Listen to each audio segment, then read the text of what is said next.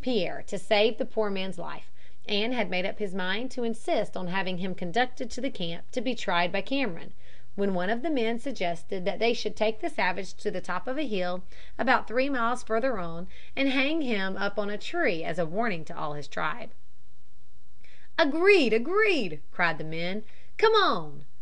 Dick, too, seemed to agree to this proposal, and hastily ordered Crusoe to run on ahead with the savage, an order which the dog obeyed so vigorously that before the men had done laughing at him he was a couple of 100 yards ahead of them.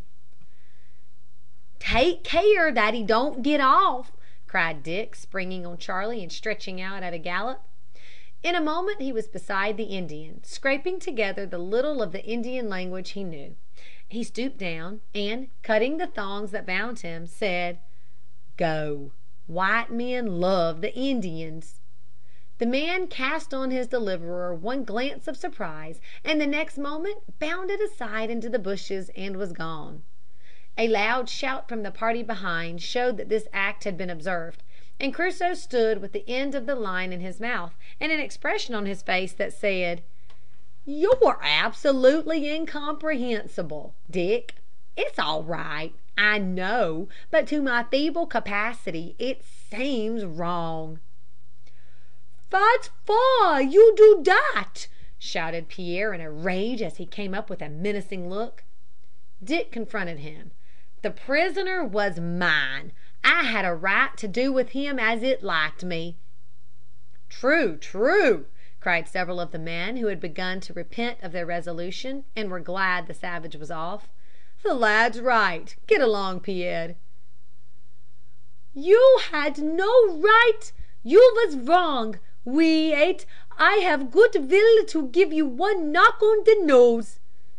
Dick looked Pierre in the face as he said this, in a manner that cowed him.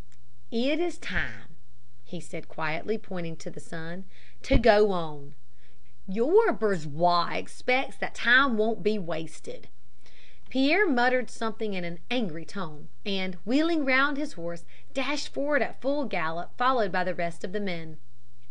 The trappers encamped that night on the edge of a wide grassy plain, which offered such tempting food for the horses that Pierre resolved to forego his usual cautious plan of picketing them close to the camp, and set them loose on the plain, merely hobbling them to prevent their straying far.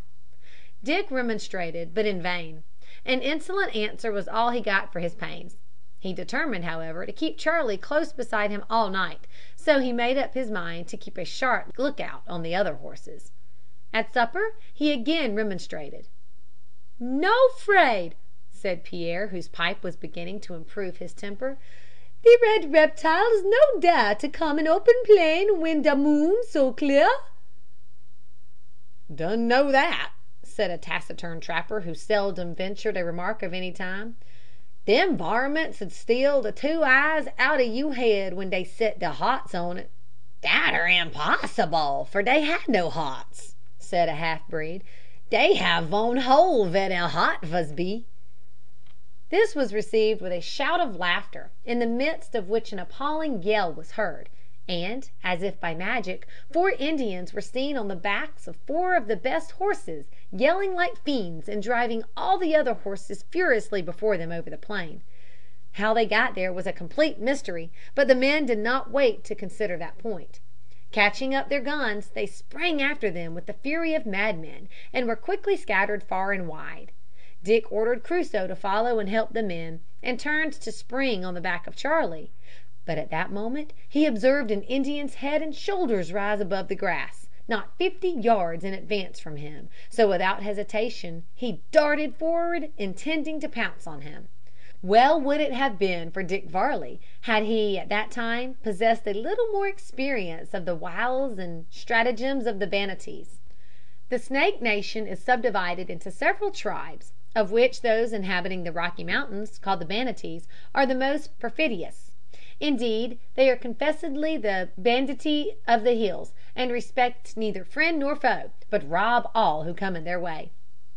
Dick reached the spot where the Indian had disappeared in less than a minute, but no savage was to be seen. Thinking he had crept ahead, he ran on a few yards further, and darted about hither and thither, while his eye glanced from side to side.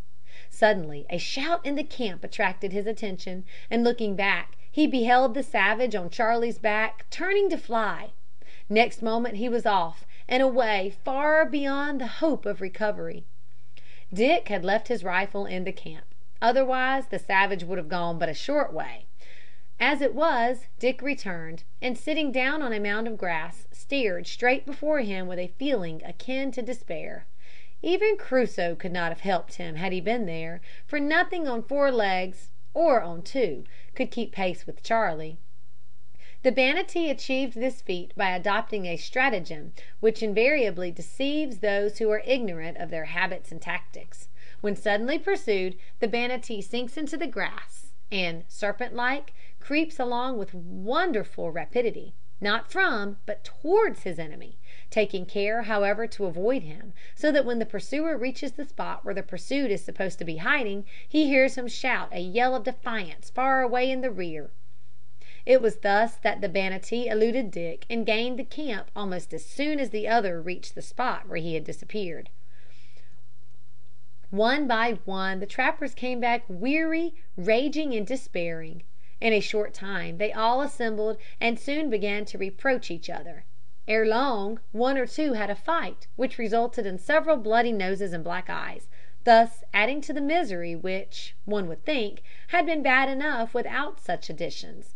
At last they finished their suppers and their pipes, and then lay down to sleep under the trees till morning, when they arose in a particularly silent and sulky mood, rolled up their blankets, strapped their things on their shoulders, and began to trudge slowly back to the camp on foot.